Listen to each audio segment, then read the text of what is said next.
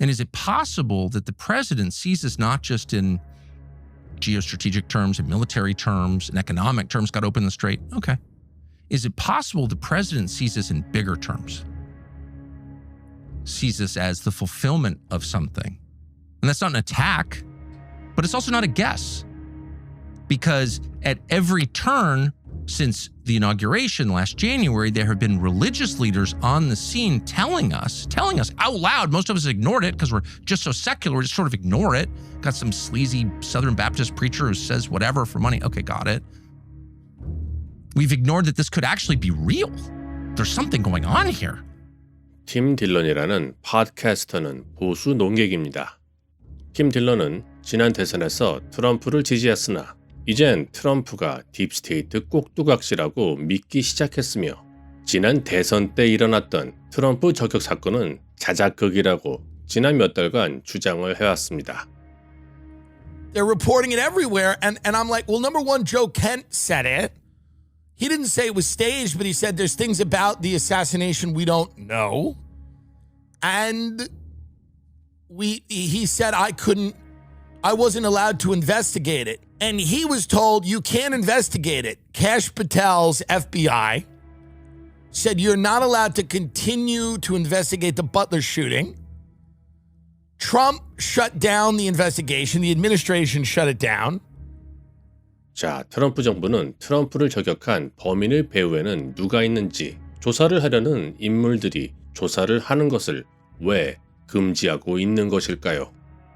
한 가지 흥미로운 점은 2024년 트럼프 저격 사건이 진짜가 아니었다고 생각하는 트럼프 지지자들도 계속 증가세에 있다는 것입니다. 얼마 전까지 트럼프 정부의 대테러 정보국장이었던 조 켄트에 따르면 트럼프 정부는 트럼프 저격 사건은 물론 찰리 커크 사건 조사조차도 막고 있다고 합니다. So when one of President Trump's closest advisors, who is vocally advocating for us to not go to war with Iran and for us to rethink at least our relationship with the Israelis, and then he's suddenly publicly assassinated and we're not allowed to ask any questions about that, it's a data point. It's a data point that we need to look into. What do you mean when you say we're not allowed to ask any questions about that? We've been told that this individual, Robinson, is a lone gunman, and maybe he is. But the investigation that I was a part of, the National Counterterrorism Center was a part of, we were stopped from continuing to investigate. 트럼프 정부는 왜 트럼프 저격 사건과 찰리 커크 사건도 조사를 하지 못하게 막고 있는 것일까요? If Trump said I staged my own assassination attempt, I would not be angry. I would laugh. It would bring back some levity into this fucking goddamn world. It would be fun and silly. 자, 이렇게 트럼프 저격 사건에 대한 의혹이 계속 증폭되고 있는 와중에 또 한 번 저격 사건이 일어났습니다.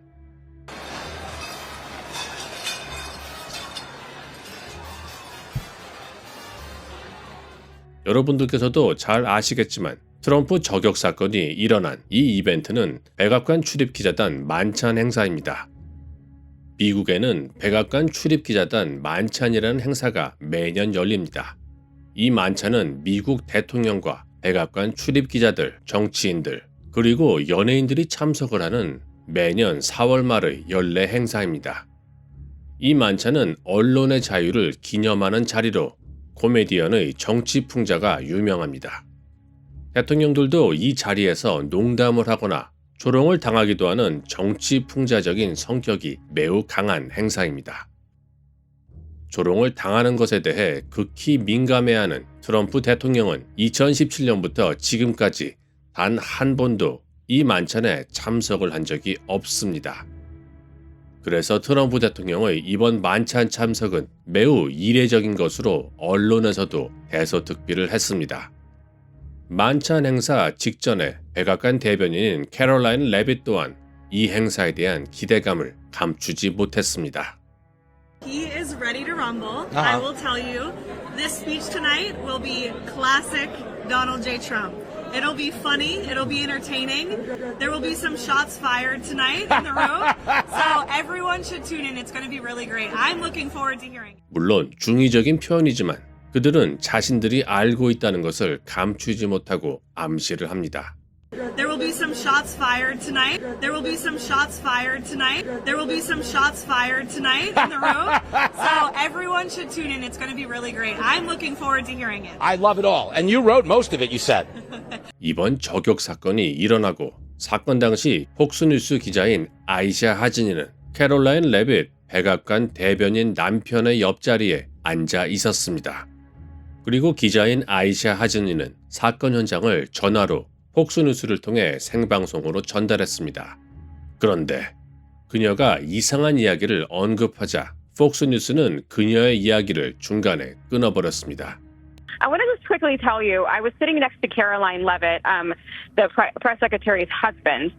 He was one of our guests. He was seated right next to me. And, right as the dinner was starting, the national anthem happened. And then he kind of leaned over and said, I watched you on TV. You do a great job. You need to be very safe. And he was just very serious when he said that to me. And he kind of looked around the room and he said, there are some...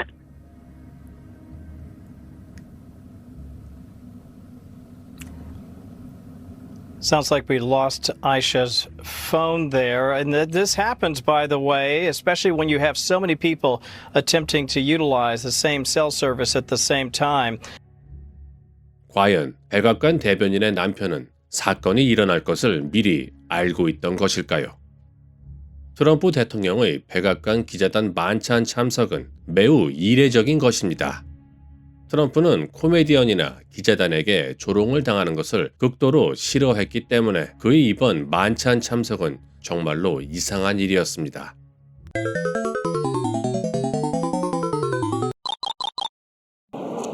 Say what you will about Mr. Trump, he certainly would bring some change to the White House. Let's see what we've got up there.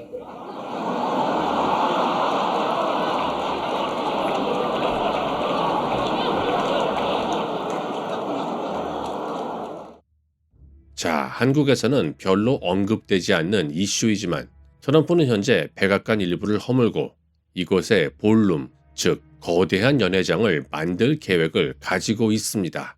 하지만 백악관은 역사적인 건축물이고 백악관 리모델링이나 건축은 의회의 허가가 없으면 진행을 할 수가 없습니다. 하지만 트럼프 대통령은 이를 단독으로 강행하려고 했으며 최근 법원으로부터 의회의 동의가 없는 백악관 연회장 건설은 불법이며 의회 동의 없이 건설을 진행하려면 대통령의 보안에 문제가 있어서 어쩔 수 없이 백악관 연회장 건설이 불가피하다는 이유가 있어야 한다라고 판결을 내렸습니다. 아니나 다를까 오늘 백악관 기자단 만찬 총격이 있은 후 트럼프 대통령은 연회장 건설이 필요하다며 발표를 했습니다. We looked at all of the conditions that took place tonight, and I will say, it's not a particularly secure building, and I didn't want to say this, but this is why we have to have all of the attributes of what we're planning at the White House. It's actually a larger room, and it's much more secure. It's drone-proof, it's bulletproof glass. We need the ballroom. That's why Secret Service, that's why the military are demanding it. 여기서 한 가지 정말 이상한 점을 알려드리겠습니다. 원래 백악관 리모델링 담당은 맥크레이라는 건축사 사무소에서 담당 중이었습니다. 그런데 최근 트럼프는 맥크레이 건축사무소와의 계약을 캔슬시키고 샬람 바라네스라는 건축회사와 계약을 맺었습니다. 자, 샬롬 바라네스는 사실 공공건물 리모델링이 전문이 아니라 이곳은 유대교 사원 건축을 전문으로 하는 건축회사입니다. 트럼프 대통령은 왜 백악관 연회장 건설을 유대교 사원 건축 전문회사에게 맡기려고 하는 것일까요? 트럼프는 과거 여러 번 백악관 연회장 건설의 청사진을 공개한 적이 있습니다. 지금 보시는 이 도면이 백악관 연회장의 청사진입니다. 그리고 지금 보시는 이 청사진은 트럼프의 연회장 청사진과 매우 비슷한 모양입니다. 지금 보시는 이 도면은 과거 솔로몬 왕이 악마들을 소환하던 장소인 솔로몬 사원의 도면입니다. 솔로몬 사원을 다른 표현으로 제1의 성전이라고 부르기도 합니다. 역사적으로 이 사원은 지금까지 2번 만들어졌고 2번 다 무너졌습니다.